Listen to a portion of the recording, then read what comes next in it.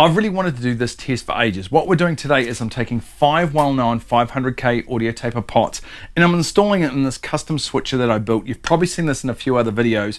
So I can select the different pots in real time so we can actually hear if there is a real tone difference between cheap and expensive guitar pots. I'm also going to be doing a pickup load test that might surprise you a bit later on, so make sure you hang around. So the question is, do more expensive guitar volume pots sound better than cheaper ones? Personally, I don't think there's going to be much, if any, difference. I've always bought good quality pots because they've got tighter tolerances, they are more reliable and a bit more hard wearing. But that is why I love doing these sorts of tests, because there are always surprises and I always end up learning something new. So this is going to be really interesting. So what are we going to be installing today? Well, first up, they're all 500K audio taper pots and I have tested them all, so they're all consistently 500K. Tolerances all over the show when it comes to pots, so I had to rummage through a whole bunch to get some that all matched. Right, so first up we have the Bourne's PBD 241 24mm pot. These are very popular amongst boutique builders. They've got a really light sort of turn. They don't have a lot of resistance when you turn them, and some people really love that. Next is the CTS 450G series pot. This is like an industry standard pot. You find them in Les Pauls and Strats. Pretty much any USA made guitar, this is what's going to be in it.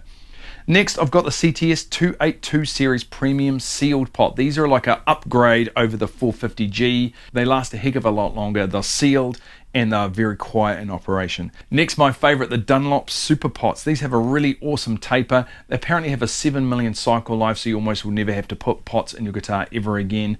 I love these pots. These are my favorite go-to pot for really nice builds. So the last pot is the mystery pot. Now the mystery pot I'll reveal a bit later on in the video, so make sure you stick around. But it's not a pot that I'd normally put inside my guitar, but it is easily the most common pot that you find in the guitar world.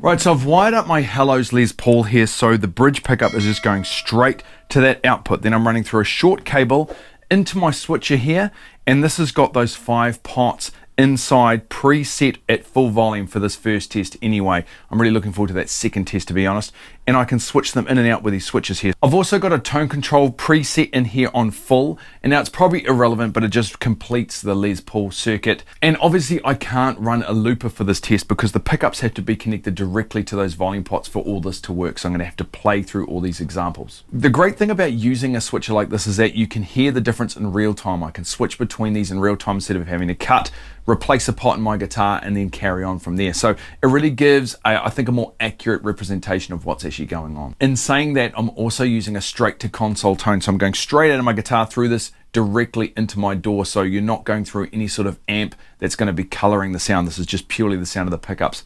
It can sound pretty sterile and not the greatest, but at least you'll be able to hear if there are actually any sound differences. Now make sure you chuck in some headphones, and please let me know in the comments if you do hear any differences between these.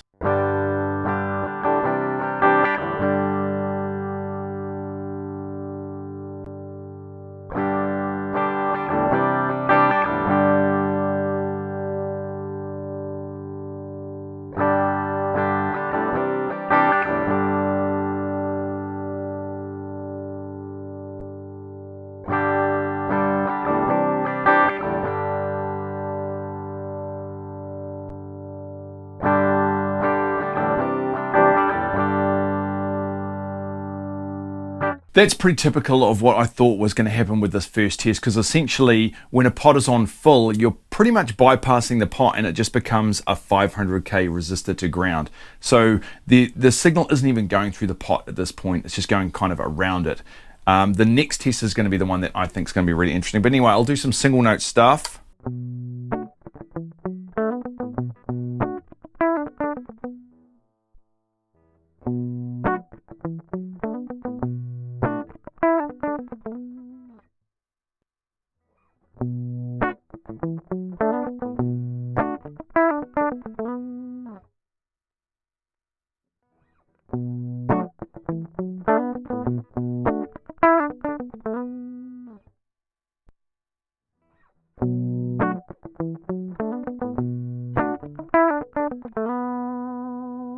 honestly, to me, in here, it sounds pretty much exactly the same. There might be some minor differences, but it's nothing I can actually really put my finger on or hear clearly if there's a real difference there. Okay, so this is the test that I really wanted to hear. All the pots are set to halfway. Now, what I've done inside my audio interface here is I've raised the volume of the entire test up, because remember, we're not looking for volume differences, we're looking for tone differences.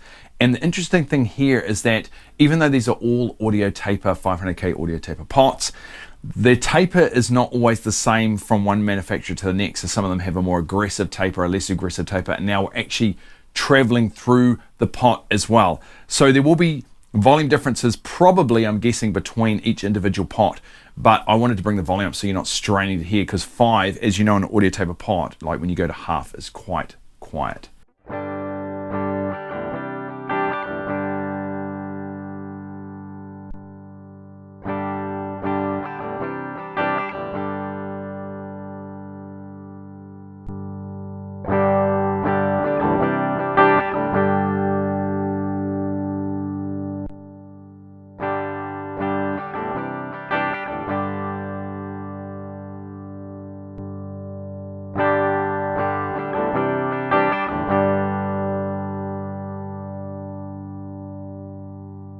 Man, quite a noticeable difference in taper there on the CTS Premium and the Mystery Pot. And I could definitely hear on those ones that were a bit more even as far as taper was concerned, I could hear little tone differences. I'm really interested to go back through the audio and actually really hear that one, but that was pretty cool. There's quite a difference. Let's do some single line stuff.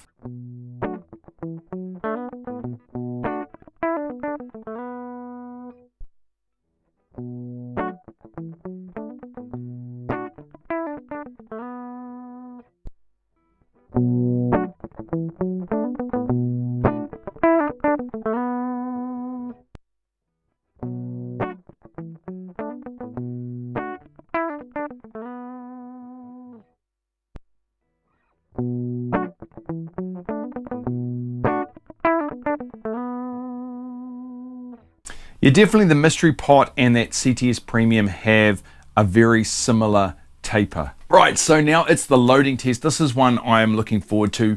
Basically, if you use different value pots in your guitar, it loads those pickups and it makes them sound a little darker and a little different. So if I put on a 500K pot, these are all on full now, by the way.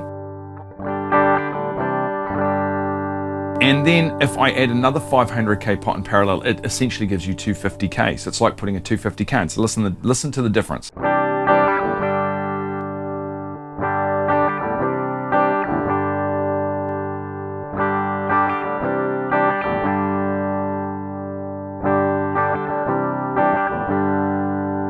Now if I add another one in parallel, it essentially gives 166K. Then we've got 125K all the way down. If I put them all on, we've got like a 100K pot in here.